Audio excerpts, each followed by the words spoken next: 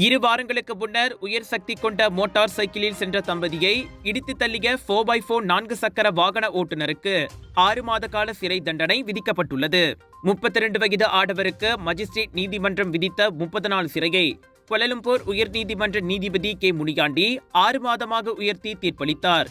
எனினும் 12,000 ரிங்கெட் அபராதம் நிலைநிறுத்தப்பட்டது. 5 ஆண்டுகளுக்கு வாகனம் ஓட்டும் உரிமத்துக்கு விண்ணப்பிக்க முடியாது என்ற உத்தரவும் நீடிக்கிறது.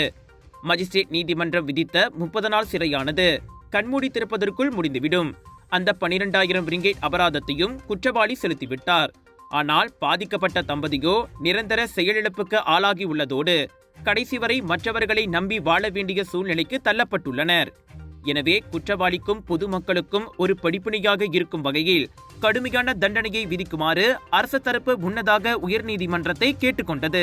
மே 10ஆம் தேதி பிற்பகல் 2:30 மணிக்கு டூத்தா டோல் சாவடிக்கு முன்பாக மாநகரை நோக்கி செல்லும் பிளஸ் நெடுஞ்சாலையில் தர்மராஜு ஓட்டி சென்ற நிசான் நவாரா வாகனம் மோட்டார் சைக்கிளில் சென்ற அத்தம்பதியை மோதி தள்ளியது.